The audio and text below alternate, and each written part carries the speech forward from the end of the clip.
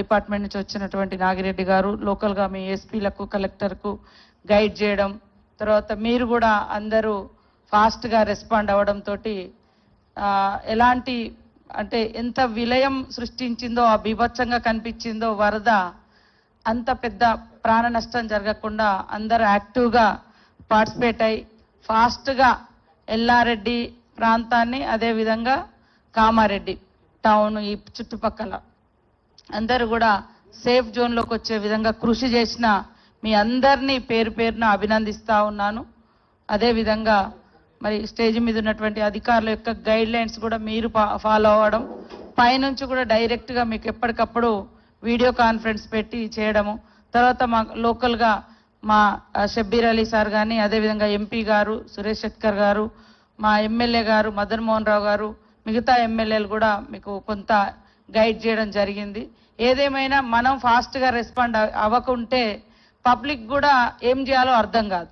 ఇప్పుడు చూస్తుంటే కొన్ని ఫొటోస్ మొత్తము చుట్టూ వాటర్ ఉంది, మధ్యలో బిల్డింగ్ ఉంది, హాస్టల్ పిల్లలు 300 మంది. తర్వాత ఇప్పుడు ఎల్లారెడ్డి కాన్స్టిట్యున్సీలో చూస్తే చాలా తండాలు, పోచారం చెరువు కింద మరి దాదాపు 14 విలేజెస్, 14 ఊర్లను నైట్కి నైట్ ఇటు పోలీస్ అధికారులు, ఇటు లోకల్ ఎమ్మెల్యే, లోకల్ ప్రజాప్రతినిధులు, లోకల్ అధికారులు కోఆర్డినేషన్ తోటి వాళ్ళందరినీ మనం బయటికి తీసుకురావడం జరిగింది. అంటే వాగులో పడి లేదా వరదలలో మునిగి చనిపోయిన వాళ్ళు లేరు. ఆ డాక్టర్ది కూడా కొంత మనకు రిపోర్ట్ అయింది. ఆ గోడ ఇంట్లోకి నీళ్ళు వచ్చినప్పుడు ఆయన దాన్ని ఆ గోడకు హోల్ చేయడానికి ప్రయత్నం చేస్తుంటే ఆ గోడ గుల్లి చనిపోవడం జరిగింది. ఇంకొకరు మరి ఇంకొక రకంగా ఇంకొకరు మిస్సింగ్ రిపోర్ట్ ఉంది. ఓవరాల్గా 3 మెంబర్స్ మనకు, అంటే 2 మాత్రమే డెత్ రిపోర్ట్ ఉంది, ఒకరు మిస్సింగ్ ఉంది. కాబట్టి ఏదేమైనా మీరందరూ కష్టపడి పనిచేసినందుకు మీ అందరినీ అభినందిస్తూ ఉన్నాం. ఈరోజు సీఎం గారు యాక్చువల్గా ఈ రివ్యూ తీసుకోవాల్సింది ఉండే, సరే వెదర్ సిచ్యువేషన్ బాగలేకపోవడంతో వారు ఇక్కడ ల్యాండ్ కాలేకపోయినరు. ముఖ్యంగా ఇప్పుడు ఏదైతే బ్రీచ్ అయినటువంటి ఆర్ఎన్బి, పిఆర్, ఎన్హెచ్ రోడ్లకు సంబంధించి కూడా మీరు ఫీల్డ్లో ఉంటూనే ఇంకా మనకి ఈ వెదర్ ఎప్పుడు క్లియర్ అవుతుంది అనేది అర్థం కావట్లేదు. కాబట్టి ఎక్కడ టీమ్స్ అక్కడ ఉంటూనే ఉన్నంతలో మేజర్గా ఎస్టిమేషన్ వర్క్స్ కూడా ఆఫీస్లో గైడ్ చేసి వర్క్స్ అన్ని కూడా అంచనా వేసి పంపించడము, తర్వాత తాత్కాలికంగా మరమ్మతులు కూడా వెనువెంటనే చేయించి మరి అవన్నీ కూడా కాంటాక్ట్ అంటే కనెక్టివిటీ ఇచ్చే విధంగా ఈ 3 డిపార్ట్మెంట్స్ కూడా యాక్టివ్గా ఉండాలని కోరుతా ఉన్నాం. మరొక దిక్కు చెరువులు కూడా చాలా చోట్ల ట్యాంక్స్ కూడా తెగిపోయినాయి.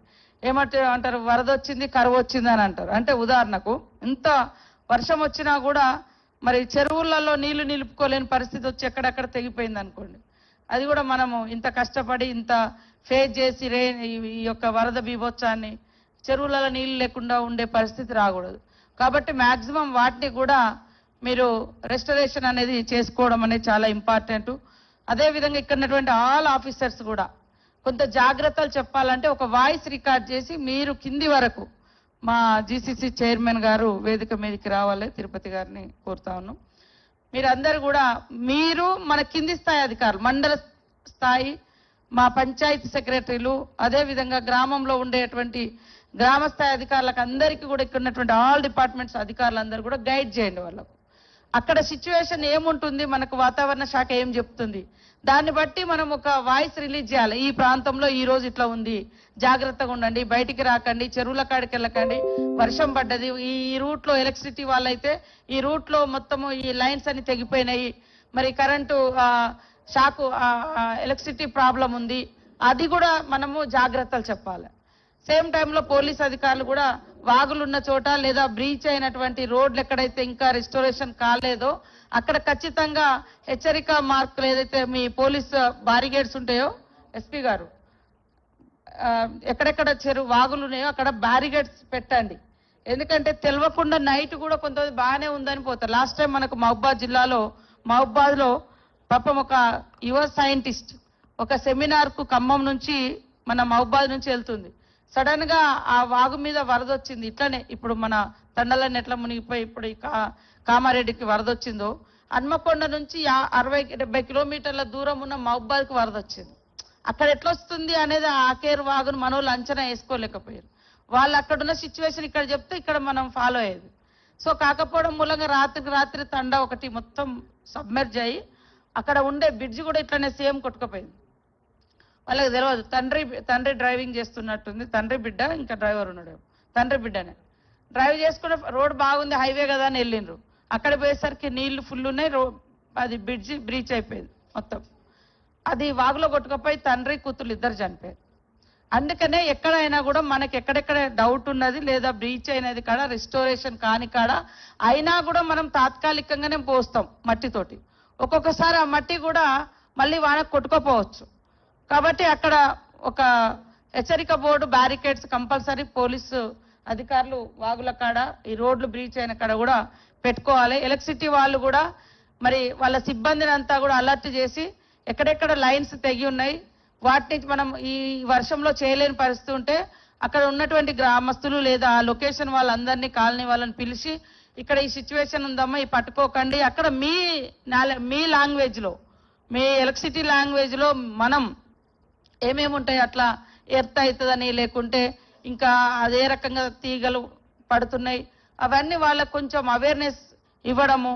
అది మీరు కూడా రెగ్యులర్ గా టెలికాన్ఫరెన్స్ ఆర్ వీడియో కాన్ఫరెన్స్ పెట్టి మనకు రెగ్యులర్ గా మీడియా నుంచి కూడా కొంత సమాచారం వస్తుంటది.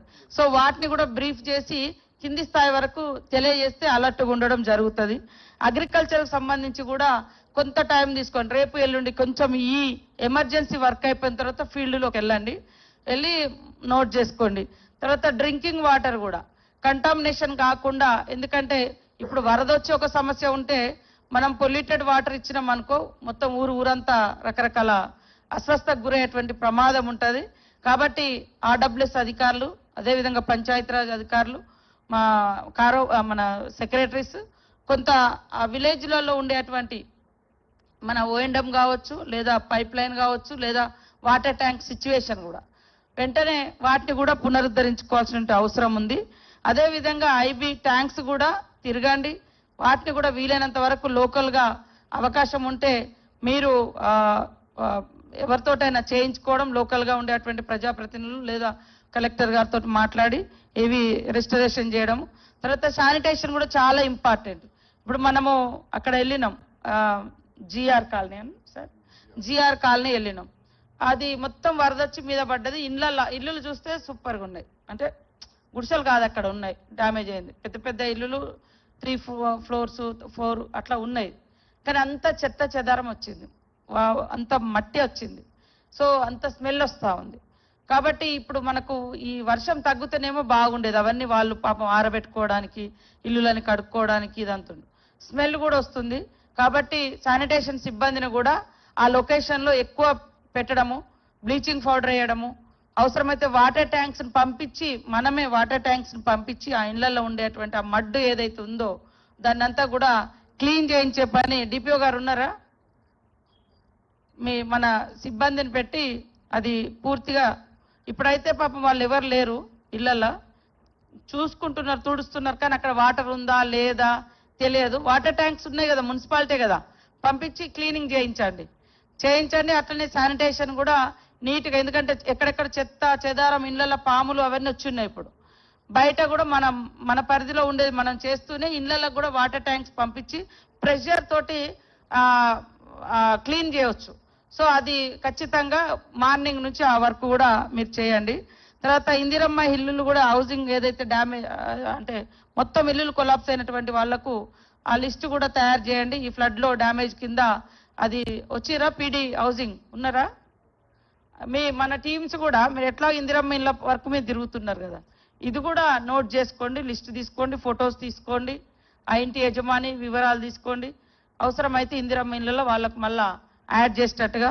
తర్వాత హెల్త్ ఇష్యూస్ కూడా వస్తాయి, కాబట్టి హెల్త్ వాళ్ళు కూడా, నేను ఈ శాఖలన్నీ కూడా ఎమర్జెన్సీ కాబట్టి ఇవి చెప్తున్నా, మినిమం నీడ్స్, ఈ మినిమం ఫెసిలిటీస్ ఇచ్చేటువంటివి కాబట్టి ఈ శాఖల నేమ్స్ నేను మెన్షన్ చేయడం జరుగుతూ ఉంది. సో మన సిబ్బందిని అందరినీ కూడా ఆశా వర్కర్లు కానీ, ఏఎన్ఎంస్ కానీ, హాస్పిటల్లో కూడా మన వాళ్ళందరూ అందుబాటులో ఉండే విధంగా ఆ కాలనీలలో కూడా వెళ్ళి ఎక్కడెక్కడైతే ఈ వరద వచ్చి ఇబ్బంది పడ్డటువంటి ఊర్లు కానీ కాలనీలు కానీ ఉన్నాయో అక్కడ వెంటనే మరి మెడికల్ క్యాంప్స్ కూడా ఆర్గనైజ్ చేయండి. వాళ్ళు కొంత పానిక్ అయి ఉంటారు, భయపడి ఉన్నారు, కొంతమంది చెట్ల మీద ఉండిపోయారు, వాగులలో ఉండిపోయారు. అట్లా చాలా మందిని మరి మన డిపార్ట్మెంట్ పోలీస్ అధికారులు ఇటు ఫైర్ కానీ అటు ఎస్డిఎఫ్, ఎన్డీఆర్ఎఫ్, ఎస్డిఆర్ఎఫ్ వాళ్ళంతా కూడా కాపాడారు. వాళ్ళందరికీ కూడా ప్రత్యేకంగా ధన్యవాదాలు. కాకపోతే ఆ చలికి వణికి ఉంటారు, టెన్షన్ పడి ఉంటారు, మానసిక సిచ్యువేషన్ డిఫరెంట్ గా ఉంటది. కాబట్టి వాళ్ళకు ఎవరెవరు ఉన్నారో ఈ లిస్ట్ ఇక్కడి తీసుకొని అన్ని గ్రామాలలోకి మన మెడికల్ టీమ్స్ పంపించి వాళ్ళతో పర్సనల్ గా ఒక 5 నిమిషాలు 10 నిమిషాలు కూర్చోబెట్టి మాట్లాడి వాళ్ళకి ఏదన్నా ఫీలింగ్ ఉన్నా కూడా కౌన్సిలింగ్ చేయడం, లేదా హెల్త్ బాగాలేకుంటే దానికి సంబంధించినటువంటి ట్రీట్మెంట్ చేయడం, ఇది కంపల్సరీ. ఈ ప్రికాషన్స్ మనము ఇప్పుడైతే తీసుకోవాలి. సేమ్ టైంలో మరి అందరూ కూడా